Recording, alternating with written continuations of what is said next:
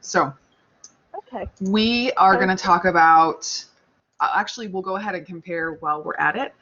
Let's compare, we'll add passive transport to our list as well, just to make sure we understand that. So, and then active transport is the other big kind of transport that we have. Can't spell, bear with me. Active transport, I still can't spell. All right. The two types, like you mentioned, and that the homework question had for it. So there was primary active transport, and then we had secondary active transport. Okay. Passive, I think I'm good. And okay. So can you just describe for me what's going on with passive transport? Okay. Well, basically, ions are making their way through a channel protein, a transmembrane protein, using the concentration gradient. So they're moving downhill from greater concentration to lesser. And perfect. Some of them, okay. There's facilitated diffusion, the different kinds of channels. I'm good there.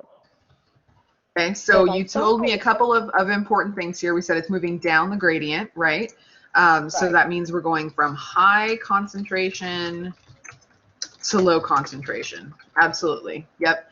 And you mentioned for me, like you said, that we had facilitated diffusion. That's one kind of it. Absolutely. With facilitated diffusion, how do those ions get across the membrane? What specifically happens in facilitated diffusion? Do you remember? Well, they can go through. They can go straight through. Depending on the type of molecule, like not ions, but nonpolar things like O2 and CO2. They can go straight through the phospholipid bilayer. So that would be passive. Right? Yeah, so when we're talking about the nonpolar things, let's make a list. Nonpolar here are like oxygen and CO2, like you mentioned. Those ones actually don't have to use facilitated diffusion. Those ones actually just do straight up diffusion, where they go straight through the membrane. When we started, when you were talking about those ions that you mentioned, getting ions through the membrane, those ones are going to use facilitated diffusion, because the key word with the facilitated diffusion is that facilitated part right there. With when we talk about facilitated diffusion, that means that we have to use proteins. And so that's actually where we kind of started what you mentioned, things like those channel proteins, or now I'm spacing the name of the one that changes its shape. It's a conformational change, right? It is. Why I shouldn't be blind. I apologize. I'm your teacher, and I'm a little sleep deprived today. Channel proteins, and I'm going to pull up my notes. Bear with me. There's gated? So that's a type of, we have the gated channel proteins. I know. Do you know what word I'm searching for? My other friend who joined us in office hours. This is very embarrassing. I apologize. The word is going to be so simple. Carrier proteins. Carrier proteins. That's the other word that we're looking for. Yeah. The carrier proteins that do, and the channel proteins that do not. Either of those can do facilitated diffusion. And then if we're doing just straight up diffusion, that's where we don't have to have a protein to go through. So yeah, you've described for me all of our main things here with passive transport. I'd say the only other thing that I would just make sure that you know when you're thinking about passive transport is the big thing with it is there's no energy required, right? That's the big thing we always have to know about passive transport. There's no energy required. Because you can predict and help me out with this one. When I talk about active transport, what am I going to say then is the big idea with active transport? What's the biggest thing we have to know about that? Yeah, it needs energy, right? Energy required. Now, the form that energy comes in, that's going to be what makes primary active transport different from secondary active transport. So help me out with primary active transport. Where does my energy come from when we talk about primary? ATP. Correct. Yeah. So my energy comes from ATP. And so ATP is, I like to call it the energy money of the cell. It's a chemical compound that stores energy for me. Let's take a step back here really fast. When we say that we need energy to do active transport, why do we need energy to do active transport? To power the, I'm not going to think of the right word, to power the protein, the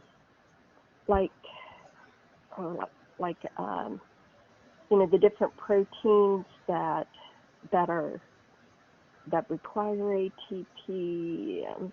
I'm kind of searching for words here. Yeah, no, that's totally, yeah, we have to use, definitely the ATP is going to be used by those proteins.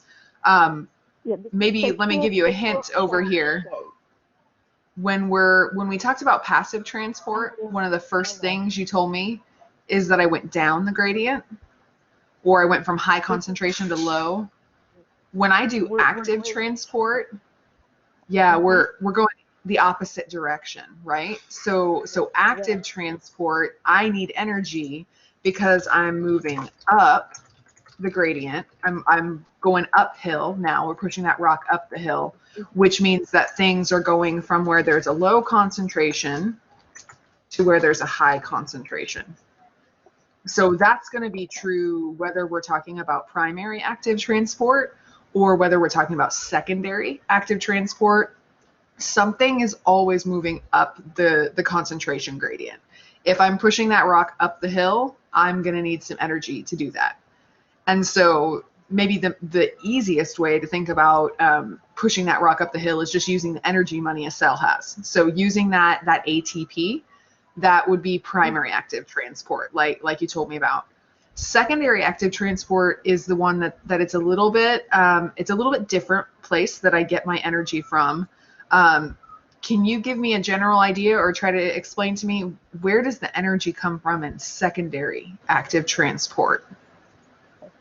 One molecule is going to move down its concentration gradient through a carrier protein.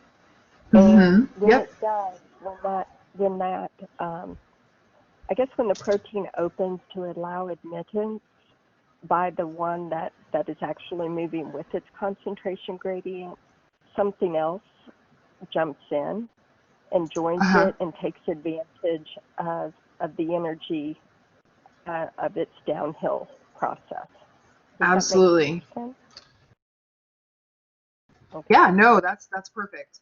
I like to equate it, the analogy that we had in the lesson, right, to like hitchhiking or somebody or piggyback riding, like somebody else does all the work for me. I don't have to put in any energy, but I still get transported. So I like the idea, like you said, the protein's open and I just snuck inside with it, and now I get to go in too, even though I'm going the wrong way. What I need the energy for is whatever molecule is moving up its gradient, because it's going the wrong way, it's going uphill. But somebody happens to be going downhill that I can sneak in with them, and if I'm sneaky enough, there I go inside the cell like I want to. So on the most basic level, what makes primary active transport and secondary active transport different is where the energy comes from. So like we honed in on it, it's the ATP for primary active transport, and with secondary active transport, it has to do with those concentration gradients. Kind of like the example we gave with the rocks on the hill, right? So somebody's at the top of one hill and they roll down, and that'll bump somebody else up the hill to get it back to the side it needs to go to. So that's most basic level, primary active transport, active transport. So now that we've kind of defined the basics, let's work through that question like you were talking about, to make sure that we're on the right page with that. So can you tell me who's your lab instructor? That'll help me to know where to go looking for this question. Dr. Is it Lee? Leah? Okay. Yep, Dr. Lee. Yep. So here. Oh, is this a lab assignment? No, this is a Or lecture assignment, but I actually three different. Yeah, no, you're good. Yeah, I only asked because I have three different instructors teaching my labs for me. So I wanted to know which lab you were in to help me find your version of the question. So that's perfect. Okay. So I see the question you're talking about. So asking about the types of transport. So let me mention too, before we start going through and talking about specifics, the answer options for that question were primary active transport, secondary active transport, or both, right? So when we consider some of the statements that we're working through, consider that we also have that option of both kinds of transport, of active transport being true. So when I'm looking at our question here, looks like the first statement that we had was in which form of transport do we need energy? So when we're looking at our things here, which form or forms do we need energy for? And now I'm thinking maybe it's both, but it's different kinds of energy. Exactly. The primary active ATP, and the secondary will be the energy of the concentration gradient. Exactly. Yep. So with any time you see the terminology active transport, that should kind of set off an alarm bell in your mind. Oh, this takes energy. Now, when we say primary active transport, the alarm that should be going off is, oh, that's ATP energy. But when we're talking about secondary active transport, I still have to use some energy for it.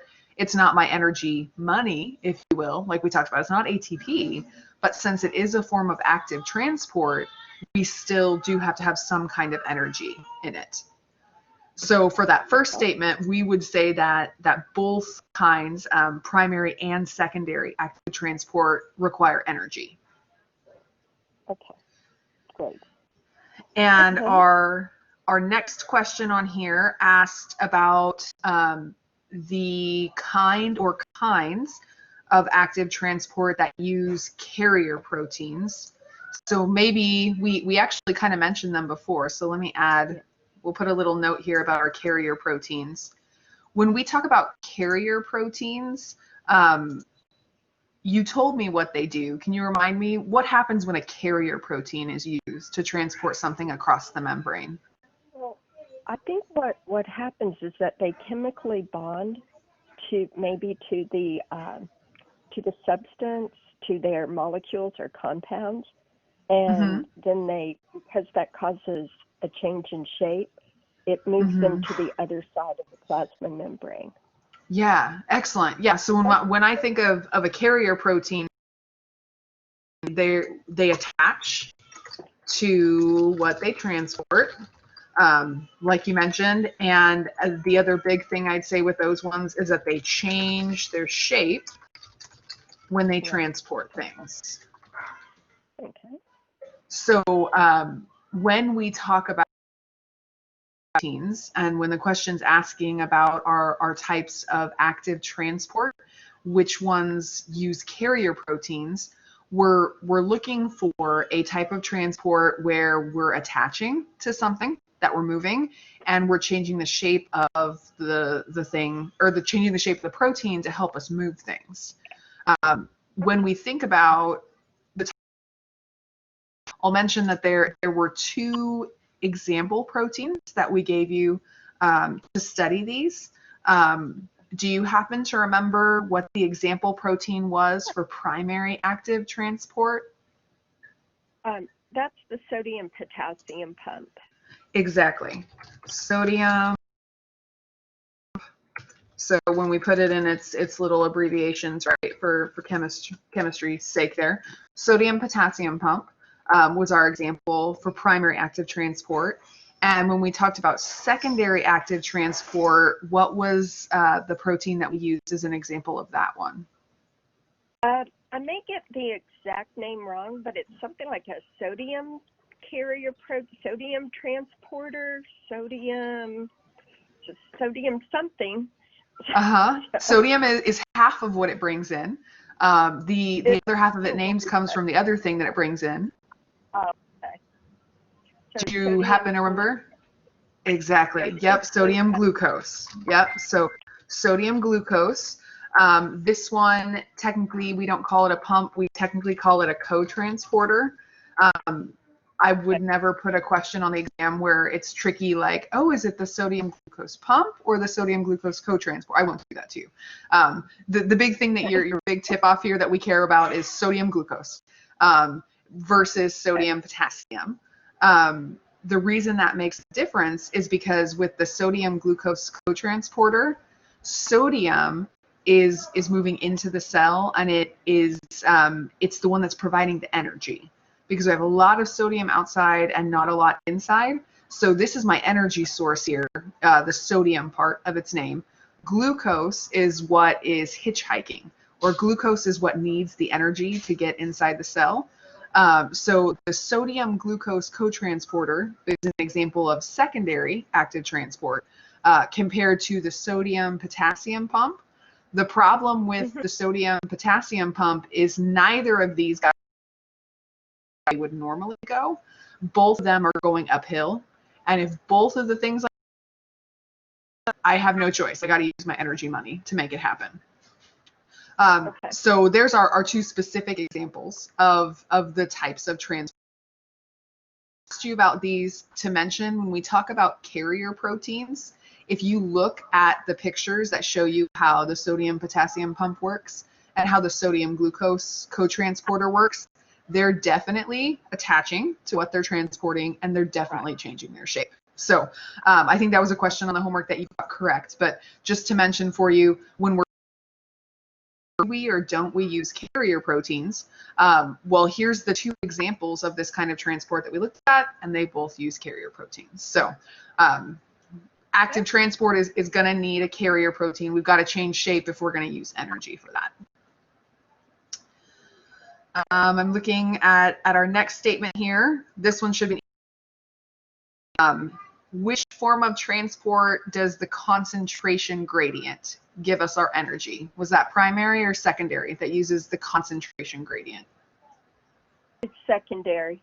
Exactly. Yep, just secondary from that concentration gradient. Our next statement said that only one molecule is moving up its concentration gradient. When we're talking about our two examples here, so we have sodium and potassium. We mentioned with this one that both of these go up their concentration gradient, whereas when we talked about the sodium glucose co-transporter is going up their concentration gradient, and that's the glucose. So we would say that in secondary active transport, the molecule is going up because the other one is going down. The other one is our energy source there. With primary active transport, they both go up their concentration gradients. Okay. And then last couple were asking us again about those specific proteins that we looked at. So which of these two that we talked about here, primary active transport or secondary active transport, which of these was involved in getting glucose into the cell? How did we get our sugar in? Only the sodium glucose co-transporter. Correct. Out of the two examples. Yeah. Yes. Yeah. So the only one I'm using is the sodium glucose co-transporter, and that one was an example of secondary active transport. So the way I get glucose into my cell, the way my cell gets its food, secondary active transport. And then our other question asked about polarizing the membrane. So let's mention that word down here, polarizing the membrane. Do you happen to remember what that word polarizing means? What does it mean to polarize the membrane? Well, it means there are different charges on each side of the plasma membrane. Exactly. different charges inside versus outside. Absolutely. The way that we make those charges different comes down to ions. The main ions that we focused on that helped us to polarize the membrane were sodium, sodium and potassium. And the way that we use those things to polarize the membrane was by pumping some of them outside and pumping other ones inside at different rates to make those charges different. So the one that we talked about, the transport process we talked about that helps us to move ions different directions and helps us to get different concentrations inside and outside, that was our sodium-potassium pump. And the sodium-potassium pump was an example of primary active transport. Okay, awesome. Yeah, so that question basically got us to the very end of these types of transport. Big picture, what do they do? Primary active transport, its job is to polarize the membrane. Secondary active transport, its job is basically to feed the cell to make sure it has the glucose it needs. Okay. Okay, good. I think I'm clear on these now. Thank you. Perfect. Thank you very much. Yeah. You're welcome. Any other questions? Well, I do, but is there anybody else waiting? I know we have Elaine is here. Elaine, do you have a microphone? So I'm just learning still. Like oh, that's fine. I'm just following with you guys, and perfect. And I don't have any questions. Okay. Yeah. So I guess Amy, if there's other questions you have, Elaine is happy to sit here and listen with us. So, are there other things that you want to chat about? Because we got time. Yes. My question number 8, which was the graph that showed the depolarization and the repolarization. Figure out what I've got wrong. Okay. Hopefully I have one part wrong and I don't understand what it is. Okay, so I see that graph. Let me see if I can. Let's see if I can pull it really fast and make it big on our screen together. Okay. Bear with me. I'm going to do a little bit of digging here.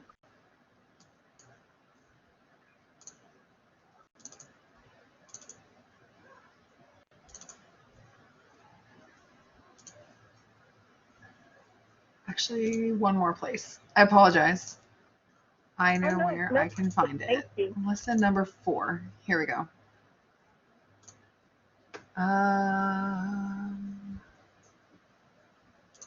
We'll do this one.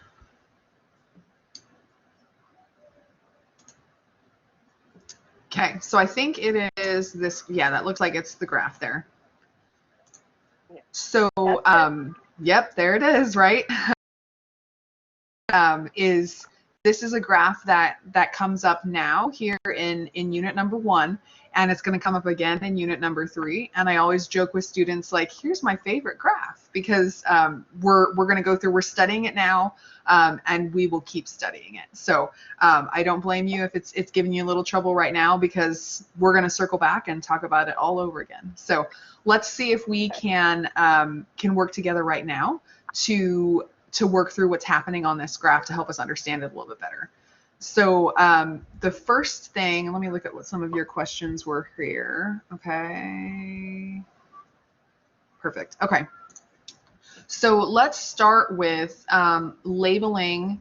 There is something that we see on the graph that I actually see in 2 places. This first place right here, see how my, well, actually, let's take a step back even before we talk about specific parts of the graph. The first thing I'll mention with this graph is the goal of this graph is it shows the membrane's charge, right? That's what this graph is showing me. The charge on the plasma membrane. We said that cells are polarized, meaning they have a different charge inside and outside, right? Like you told me. So normally when a cell is just chilling out, living its life, normally its charge when it's polarized is -70.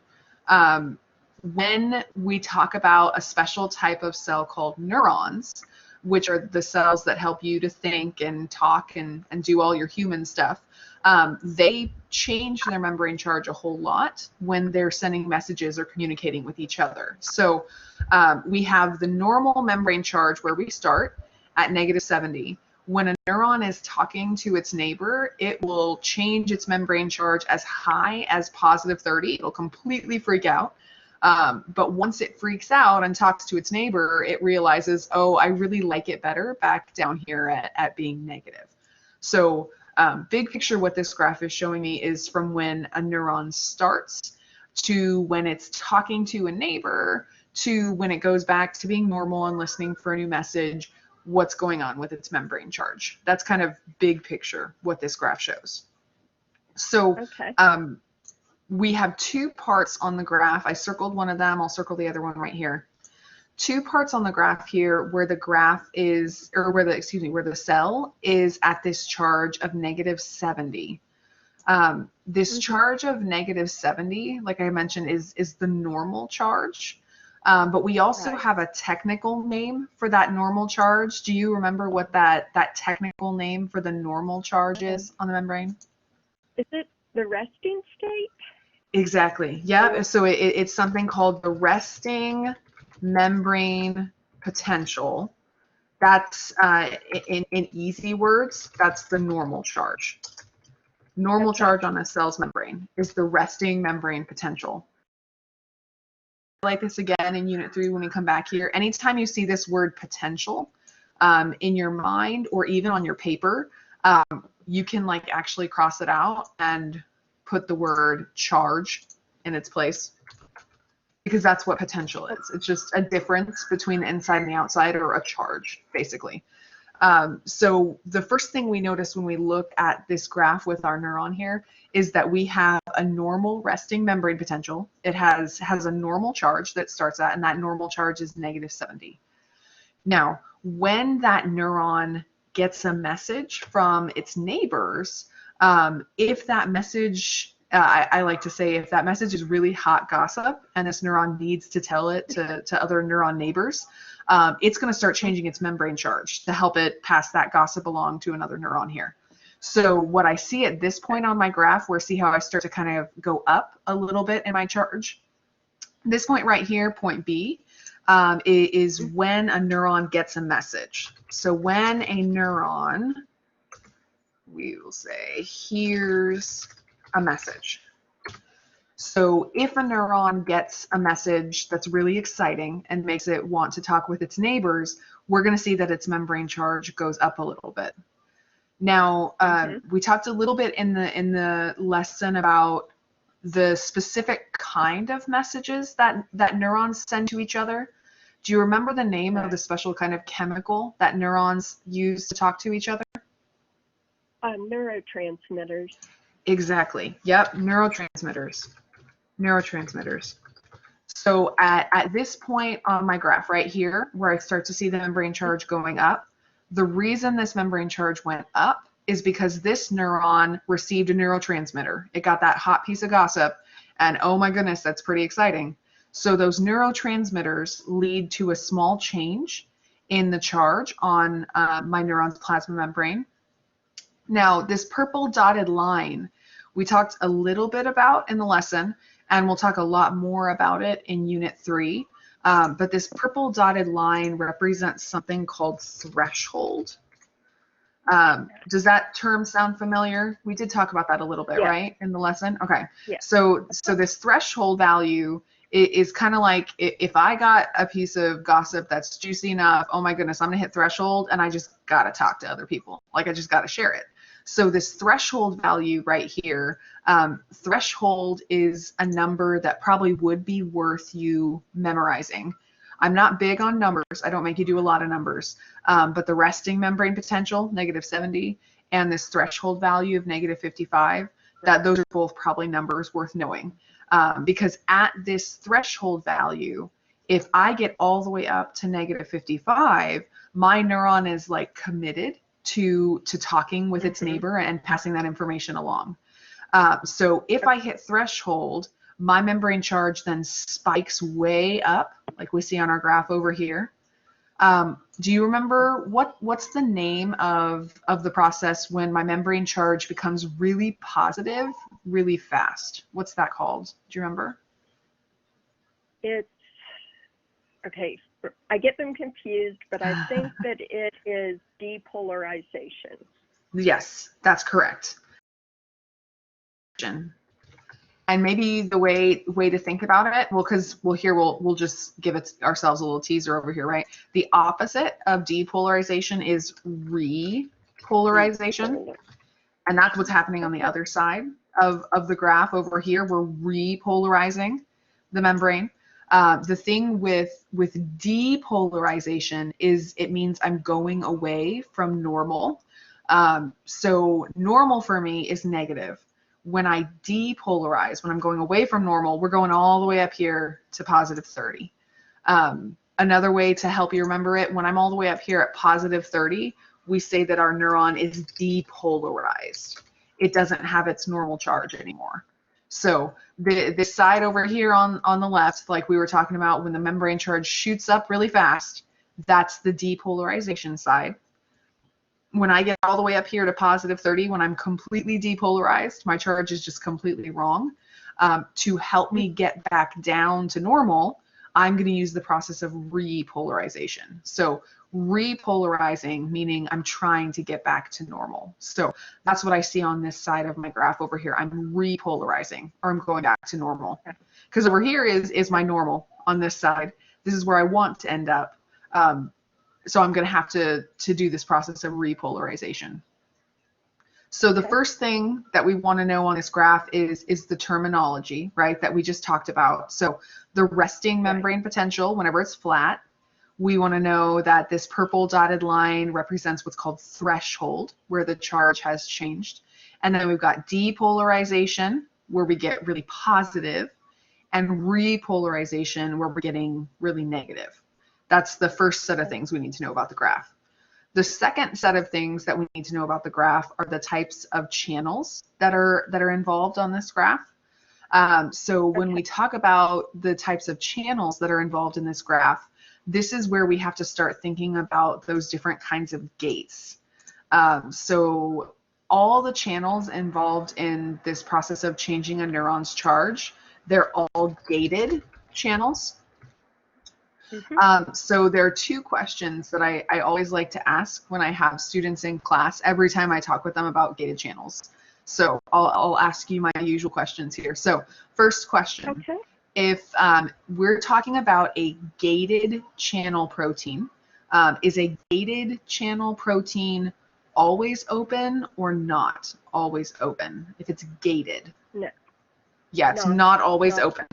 Not always. So that's my first question. We know that gated channels are not always open.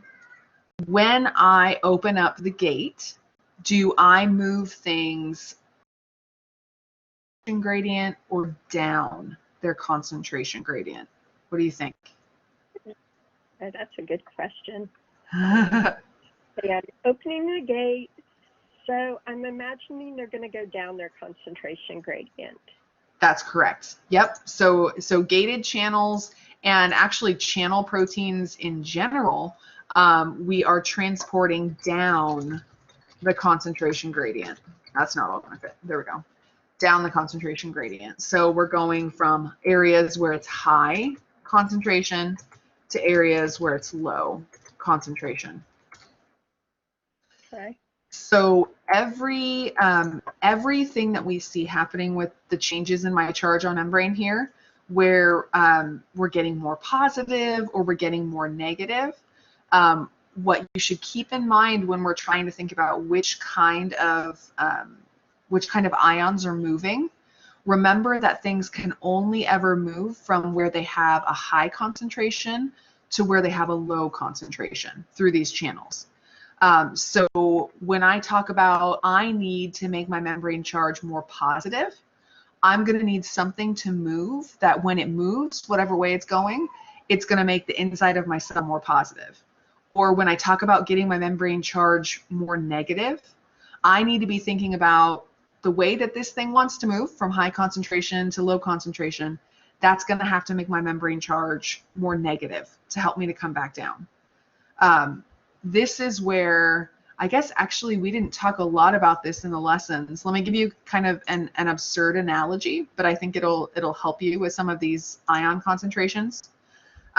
There's this saying that the cells in our body are salty bananas. Salty bananas. That's what. Okay. Have you heard of that before? Just from SI. It's Okay. on the review, and I was going to ask her what that meant. Oh, yeah. So I may not, I probably didn't put it in the guided lesson. It'll definitely show up when we get to neurons, because I have you guys watch the video about salty bananas. Yeah, so I'm glad that I mentioned it then. So here's what she'll tell you in SI2. So a good way to think about the cells in your body, we can draw kind of a little banana-shaped cell here. So the cells in your body, they are a salty banana. Salty banana tells me the ion concentrations that we needed to know. So remember when I had you guys look at that bar graph that showed you things that there's a lot inside and there's a lot outside. The easy way to remember what we have inside versus outside is, well, our cells are a salty banana. So when you talk about salty banana, salt, its technical name is, in chemistry terms, is sodium chloride. That's salt, sodium chloride.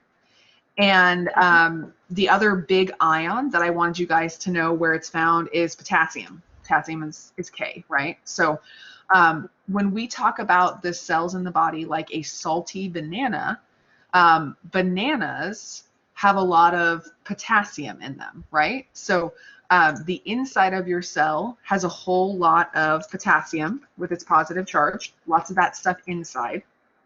But this is not just a normal banana. This is a salty banana, as in I took my salt shaker and I shook it all over my banana. Excuse me.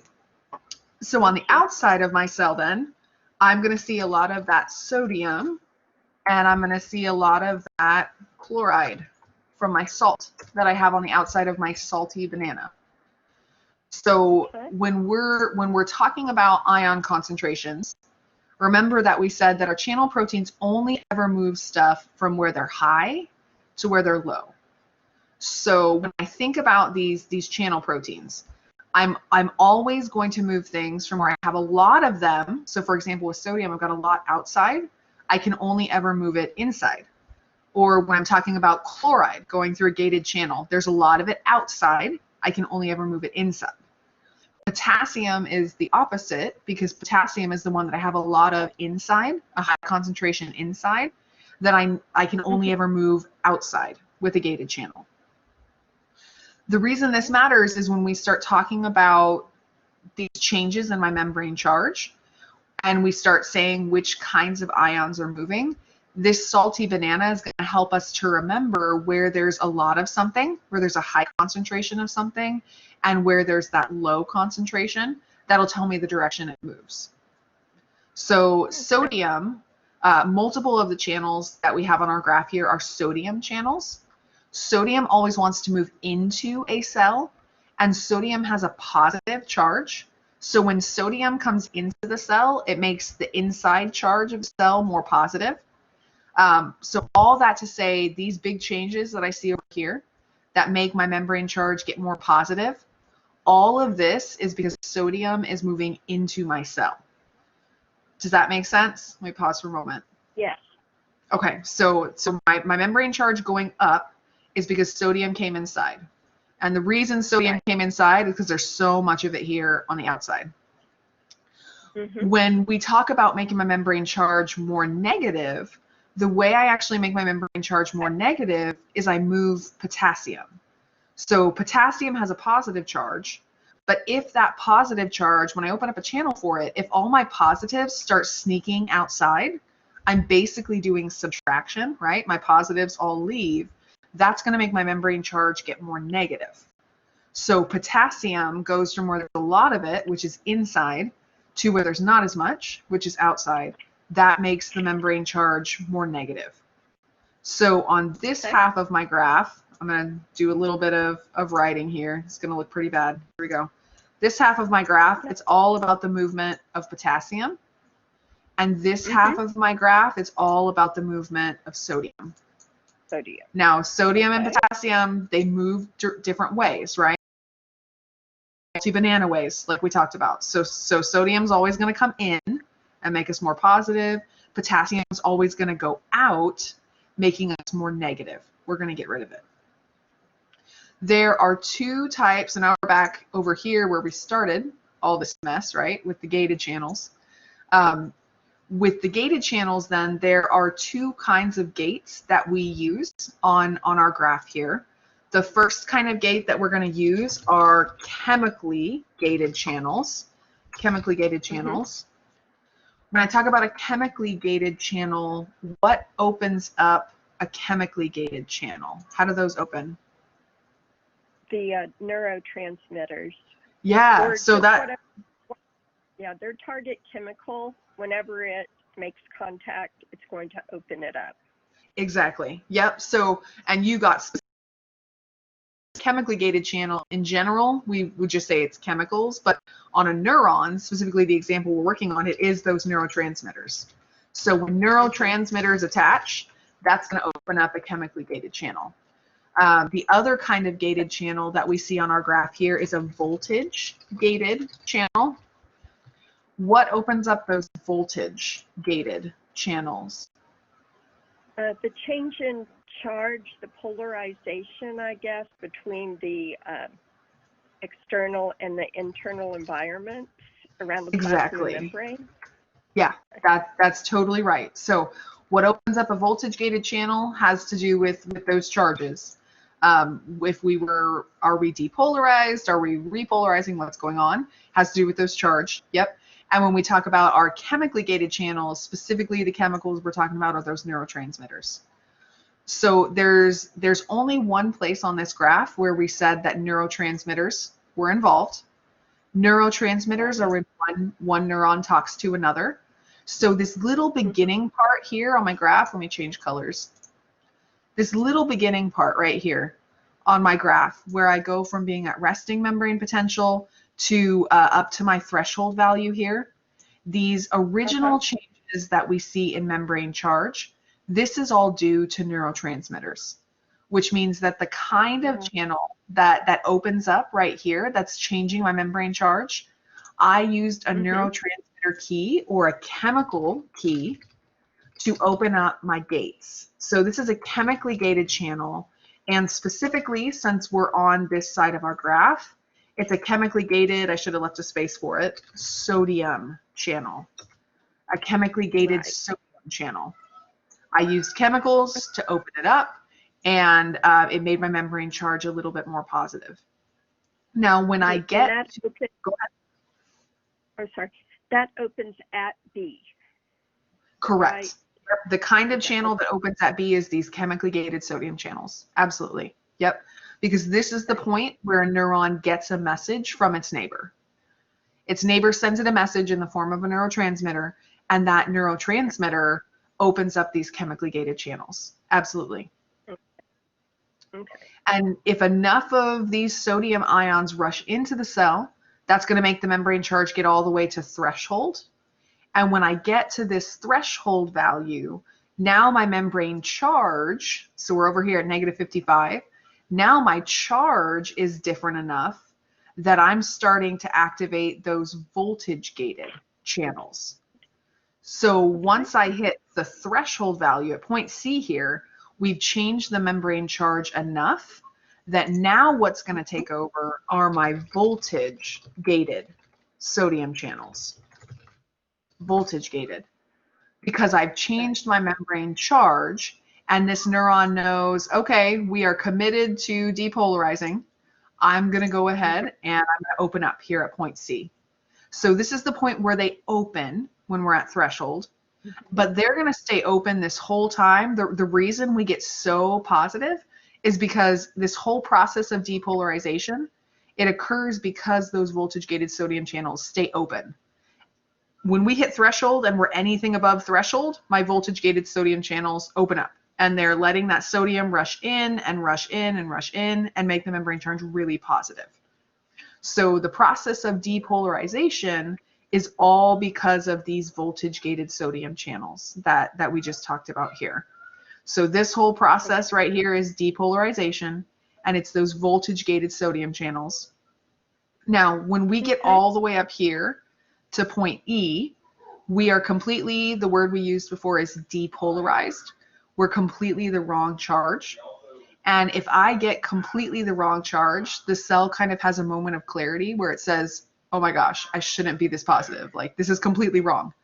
My membrane charge is problematic. So I'm going to open a different kind of voltage-gated channel. This time it's going to be a voltage-gated potassium channel because I need to get my membrane charge negative again. So I'm all the way up here at positive 30. When I'm all the way up here at positive 30 and I need to get negative again, I'm going to open up voltage-gated potassium channels. Voltage-gated potassium channels, because those are going to spit that potassium out. We're going to subtract the positives, and that's going to bring my membrane charge way back down, way back down. I'll mention this little area right here. I think we maybe mentioned it in the lesson. My voltage-gated potassium channels get really excited, and they spit out so much potassium that we actually go too negative. So down here in the bottom part of our graph, we went a little bit too negative. We spit out too much potassium, but over time, we will get back here over to our resting membrane potential, back to where we should be normally. Great. So with that explanation, do you feel like you maybe understand a little bit better what you lost some points on that graph? Well, on the I can't figure out what I got wrong on this. Okay. But let me pull it up and see. But this is just one of my attempts. So if yeah, I'm actually looking at that one. It looks like there might be, let's see, there might actually be a key error on that one. There was just one that it flagged as wrong, and looking at it, I think that actually was the correct answer. So I will make a note, and I'm going to get that question corrected. It looks like on your last attempt, though, you did have it completely correct. So I'm going to look into that and get that changed for you. So you'll see that go up just a bit on there. Yeah. Yeah, this helped a lot, though. I think I really understand it now. Oh, good. Like, excellent. Yeah. Now I just have to keep it. Right. Yeah. Keep practicing it. Something that I always tell students when we're together on site is the more that you can work on explaining things, the better off you'll be for the exam. So we kind of worked our way through this graph, right? And we talked our way through the different types of transport. The more you can talk your way through things like that, the better prepared you'll be for the exam. Because I promise you, I'm never going to ask a question exactly like I asked it on the homework, and it's definitely never going to be phrased exactly like it was in the lab packet. So that to say, don't memorize things, but do work on understanding things. That's going to be the big thing for you. Maria, I see your hand up. What question did you have? Okay, I have no question. I don't know if it's related to what you are learning, but since you need to use the potassium to do the repolarization, if the person have low potassium, if the person doesn't like eating like a lot of food with potassium, if they are deficient, it's gonna affect in some way? Potentially it could, yeah.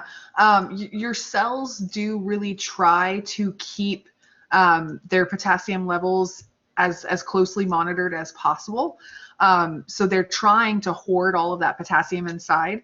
But if there's not enough for them to keep as much inside, what we can see problems with is then when they try to do this repolarization process, if they don't have enough potassium on the inside, they won't be able to spit it out as quickly because they just don't have as much stored. So it would take longer for this process of repolarization to occur.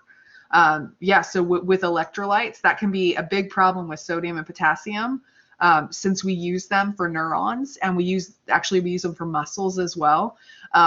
When you have a severe deficiency in things like that, that can definitely be a problem where your muscles or your neurons have trouble doing this process in a timely manner. Absolutely. Okay, thank you.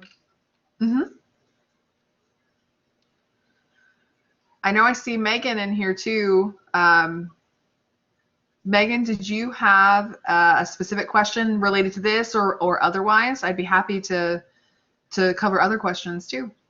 Oh no, I just wanted to see what you had to say about this graph that keeps stumping me on that lesson 4 homework. Oh I no. don't know what I did wrong. No idea. Well, it looks like when I checked it here with one student, there's one question that was keyed wrong, or one answer that was keyed wrong. So if it was you were just losing credit on one of your choices, like if you just barely got it wrong, it's possible that was a key error that I'm going to go in and I'm going to update now. It was a little bit more than that. It was just like if the homeworks would tell us what we got wrong. Like in the yeah, I wish that it was. I wish it was a little bit more specific, definitely, in the kind of feedback it gives you. But what I kind of have told to a lot of students is look at it. So I think this question was worth like 2 points. So if you're looking at it and you got a score of, I think there are 5 blanks. So if I got a score of 1.6 out of 2, that means that 80% of my answers were right. One of my answers was wrong. And so that's when you pull out those notes, when you pull out those videos and see if you can figure it out. And if you can't, you can always get in touch with me and say, I won't just give you the answer, but you can go through with me and say, okay, so I really think that voltage-gated sodium channels are involved here because it makes the membrane charge positive. Like, walk me through your thinking, and I can help you out with if there's some idea we don't understand, for example. But yeah, I know that it can definitely be frustrating when you're trying to figure out exactly which part is wrong. So feel free to reach out to me. Oh, I will next time. I took that test like 10 times and I got like a 13.8. Yeah. That was like the highest one. Yeah. Well, and what I'll say too is we are doing, gosh, by the end of the semester, we're probably going to have done 20, 25 assignments. So don't freak out too much if you get one that you're like, oh my gosh, my score is so much less than I wanted. Know that we've got a lot of assignments that are coming down the pike. And at the end of the semester, I will be dropping a couple of them too. So don't freak out too much about the score. But definitely use it. I know it was frustrating to do 10 attempts, right? But hey, at least you're practicing, right? Yeah, so, I just wanted the high score. Yes. Yeah. No, I feel you. I too was a perfectionist, so I understand. One of the girls said she asked you about, it was on the group message, she asked you about the what am I trying to say, those article assignments, you know what I'm talking about? Gosh, yeah, the current events assignment. Yeah, those would be counted as extra credit at the end. So right now we're doing 1 article per unit. At the very end of the semester, you'll have the opportunity to do some extra articles for extra credit. So for right now, make sure that you're always staying on top of with each unit. Make sure you're always doing your current events. If you want to, while you're at it, do an extra one with each unit. There will be an extra credit opportunity with those at the end of the semester. Yeah. Okay, great. You're welcome, Amy. Thanks for stopping by today. Thank you. Thank you. I appreciate your help very much. Yeah, I think I'm going to go hop on the SI too. Yeah, no, definitely do that. Elise is awesome. She has some great insights as well. So yeah, feel free to hop on over that way. Elaine or Maria, if you have other questions, I'm happy to help too. Or like Megan mentioned, SI is running now, supplemental instruction. So feel free to pop in there and see what Elise has going on today, because I bet it'll be really helpful for you.